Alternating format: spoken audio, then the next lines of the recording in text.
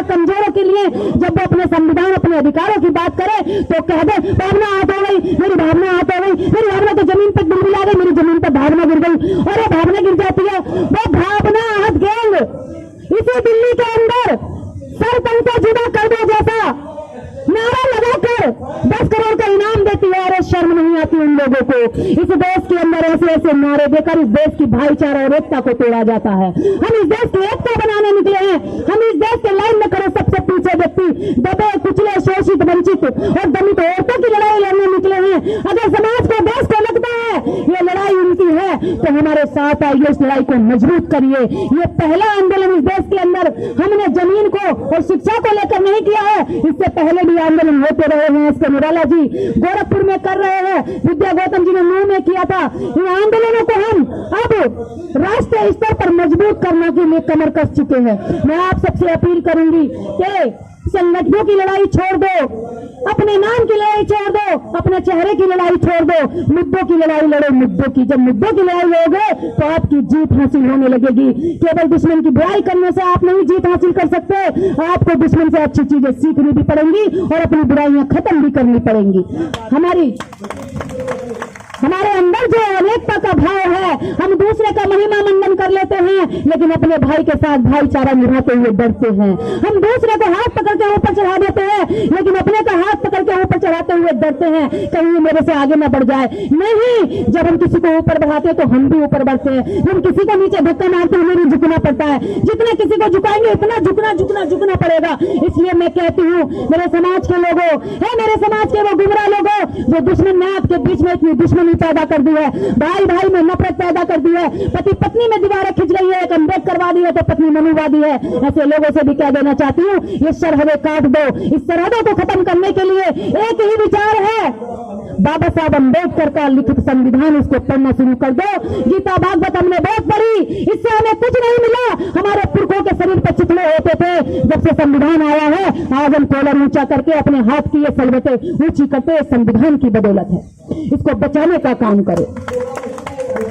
इस समाज की जितनी महिलाएं यहाँ आई हैं, ये महिलाएं किसी की प्रायोजित भीड़ नहीं है, ये अपनी रोटी बांध के लाई हैं, अपने घर से पानी लाई हैं।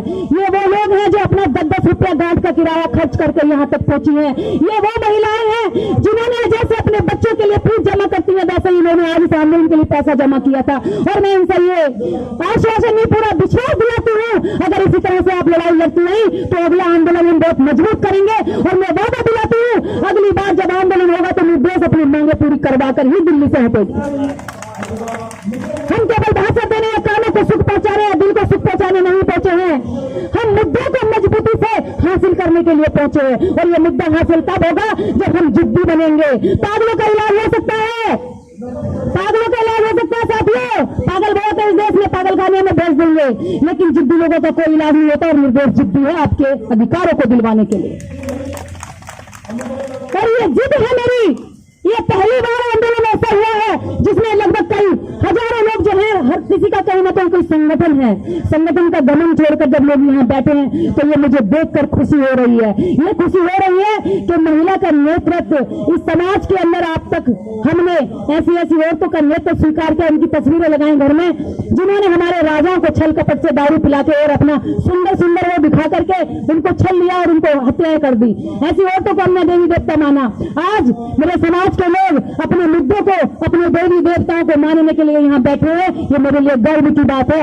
आप इसमें देखेंगे सावित्रीबाई फुले देश की प्रथम महिला शिक्षिका और उनके साथ फातिमा शेख जिन्होंने उनका साथ दिया, पेरियार ईवी रामासामी और बाबा साहब डॉक्टर अम्बेडकर को तो कौन नहीं जानता।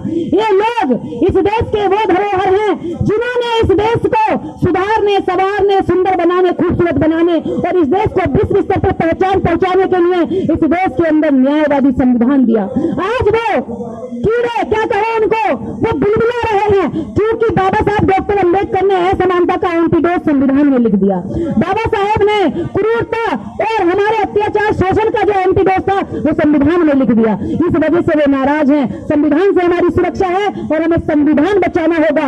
आखिर में मैं कहना चाहूंगी, मेरे साथ में मुख्य रूप से भूमिका निभाने वाले जो हमेशा पर्दे के पीछे रहने वाले लोग हैं, जिन्होंने कहा मेरे नाम मत लेना, लेकिन मैं उनको भी आभार व्यक्त करूंगी। है मेरे साथियों, ये बहुजन समाज के वो लोग जिन्होंने इस छोटी सी एक आम लड़की को एक फायर ब्रांड बनाने का किया है, मैं तुमसे वादा करती हूँ, तुम मुझे 1-1 रुपया देते रहो, और वादा एक और करती हूँ, जिस दिन अपने घर से 1-1 व्यक्ति देते रहोगे मिशन के लिए, तुम्हारी हर लड़ाई में जीत के दिखा दूंगी। सिर्फ 1 व्यक्ति और 1 रुपया मुझे चाहिए। फिर देखो कि ये लड़ाई हम कहां तक लेकर जाते हैं। जिद्दी हो, पागल नहीं हो, पागलों का इलाज हो सकता है, फिर कह रही हूँ जिद्दी हो, पागल नहीं हो, पागलों का इलाज हो सकता है, पागलपन से ज्यादा ऊपर उठ चुकी हूँ। तो ये जिद है कि ये अधिकार दिलवाकर ही दम लेंगे, चाहे इसके लिए अगली बार मुझे अनिश्चितकालीन धरने पर क्यों ना बैठना पड़े, हम बैठेंगे। और मुझे विश्वास है कि आप सब लोग उसी समय ऐसा ही साथ देने के लिए आएंगे। क्या आप साथ देने के लिए आएंगे? हाथ ऊपर उठा के, दोनों हाथ ऊपर उठा के बताएं, क्या सारे लोग साथ देने के लिए आएंगे? क्या हम जमीनों के हकदार हैं?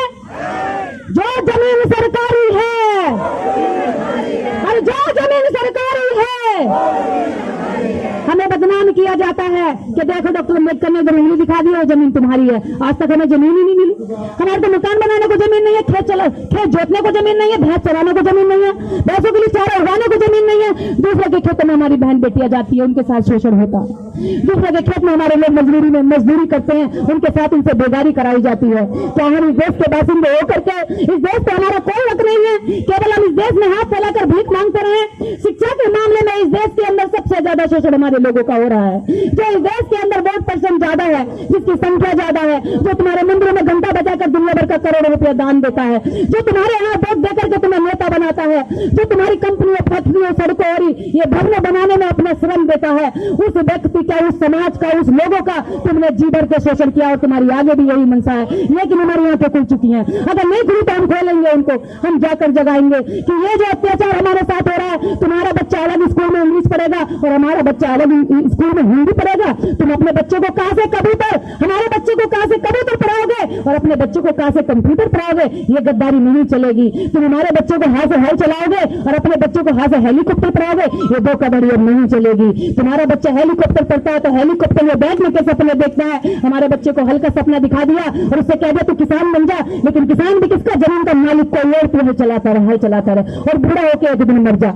ऐसे वादों के साथ, ऐसी झूठी बातों के साथ हमें अब आंखें खोलनी होंगी, हमें जागना होगा। और साथ ही साथ एक बात और यहाँ से आह्वान करती हूँ, इस देश के अंदर, इस दिल्ली के अंदर जो इस मंच का आयोजन किया है, इस मंच के आयोजन में बहुजन बेटियों का हाथ है। इन बहुजन बेटियों को जो कहा करते थे कि ये तो शोषण के लिए बनी है, तो कीड़ी मकोड़ी, इनका तो कोई हक नहीं है, इनको क्या करना है, ये तो जब जवान होंगे तो हम इसका शिकार बनेंगे। ऐसे लोगों के सामने मैं कह देना चाहती हूँ कि ऐसी ऐसी बेटियां अपने अपने जनपद में हजारों तैयार कर रही है। तुम्हारी नाक में न दम हो जाए तो कह देना। ऐसी ऐसी बेटियां तैयार करूंगी जिनको तुमने हमेशा कीड़ी मकोड़े समझा, उनको इतना बहादुर और बलवान बना के खड़ा करूंगी कि वो तुमसे सवाल करेंगे। अभी का सवाल नहीं, 5000 वर्षों का हिसाब करेंगे। और जब 5000 वर्षों का हिसाब होगा तो तुम पैर से लेकर सर तक हमारे कर्ज में डूबे निकलोगे, तुम हिसाब में कहीं पूरा नहीं कर पाओगे।